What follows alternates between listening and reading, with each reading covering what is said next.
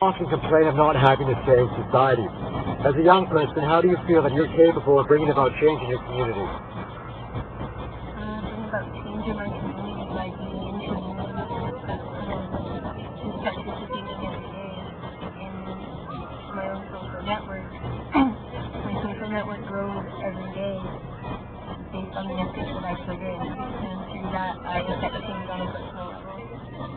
Do you feel that you have enough opportunities to participate in your community to meet other people, or? It's up to me. I have infinite chances to participate. If I leave the house, I can speak to any person that I see. I have no restrictions as to any place of business where I can go in and offer my time and my service or my words. It's unlimited, so I don't feel restricted in any way. And there's often this perception that people who are older don't really regard or don't take seriously people who are young. Why do you think that's the case? I think that's something that in a way that we're because it's a commonly held belief, I think that it perpetuates itself.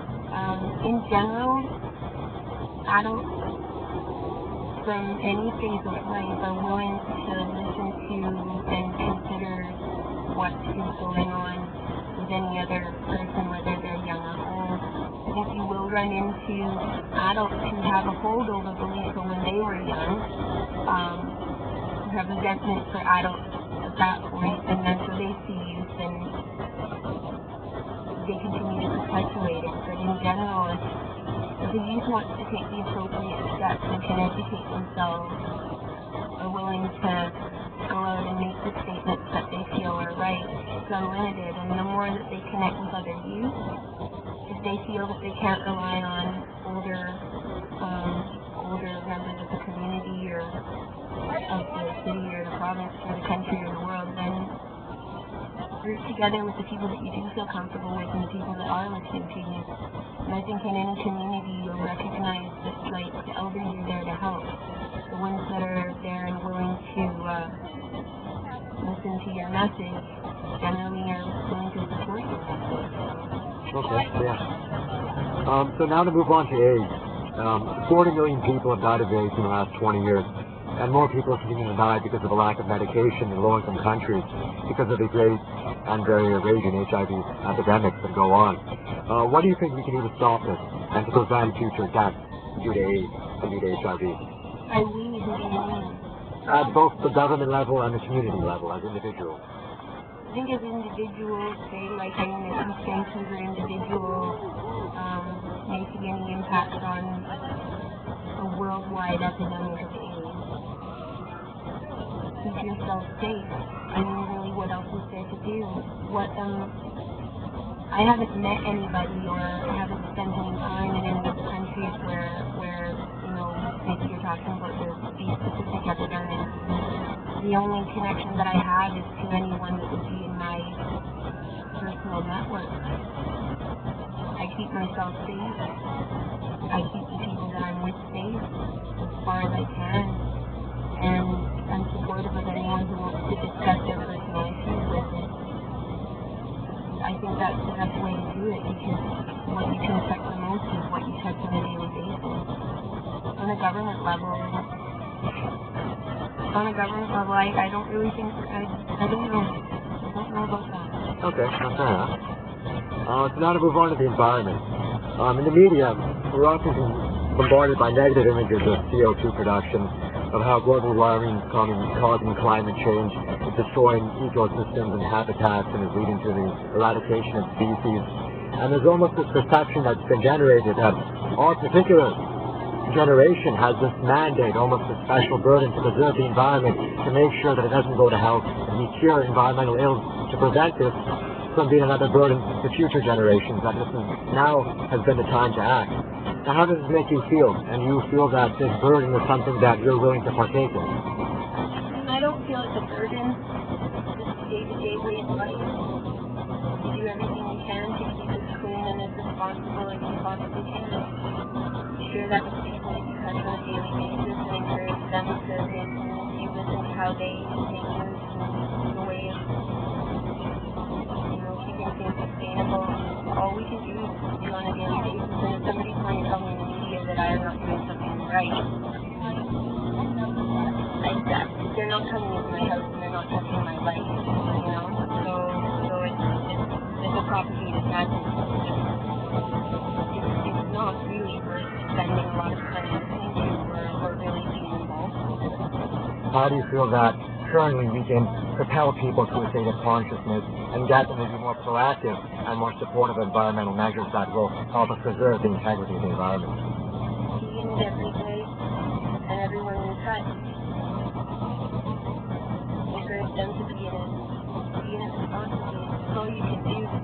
You can make phone calls. You can reach out as far as you possibly can if you feel that that's appropriate, if that's within your grasp. You can talk to your bosses, the president of the company that you work for. You can talk to the president of your school. You know, you can reach out as far as you possibly can, but I think it is, going to work best if you're doing it on a personal level. And if you find it a day or a week or a year or 10 years that you can't reach out and start talking to government officials or, company presidents or people in far-off corporations, don't harm yourself. Just keep going day to day, helping everybody on a personal level. Right, okay. And so lastly, we live in the midst of an economic recession, the severity of which is probably second only to the Great Depression. And as we speak now, millions of jobs are being lost throughout the world, global economies are sinking, and major corporations are going bust. And experts, moreover, say that these effects will continue to be felt generation after generation, and that at our own time, when we look for jobs and we're pursuing careers, that we'll be affected and almost hindered by what's happening. So do you ever find yourself looking perhaps with fear and uncertainty at the future, doubting whether or not you'll be able to find job security or even find a good job at all? Every day. I'm unemployed right now. But things are shifting quickly. I think that we need to shift our focus away from the idea that we need to be responsible for someone else to pay our way. Even if we're putting in work towards, a company, a career, a line of work that is supposed to sustain us. I think it's time to let that go. And it's nice if you can find it. If it works for you and it works out, then that's what you're meant to be doing at that point in time. But in general, I think that if things really are going the way that it appears, we need to start to be responsible for ourselves and we need to be responsible for the people that we touch on a daily basis. Start community building and working together to slowly extract ourselves from the paradigm that we need to rely on a career to make our way.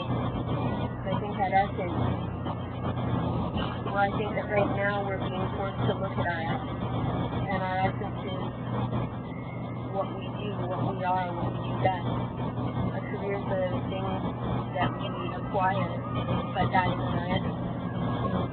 And do you think that this economic downturn will somehow create the mentality that young people should, in a way, drop their standards, that they should compromise for second best and not truly pursue and go after that job that they find is ideal, that they really want, that they lust after in life? I think that what is considered second best in the context of your question is actually something much greater. And I think that what will happen is that we'll start to see that a career and that which we must over is not the best. It's not sustainable. I mean, I've lusted over several things over the past week and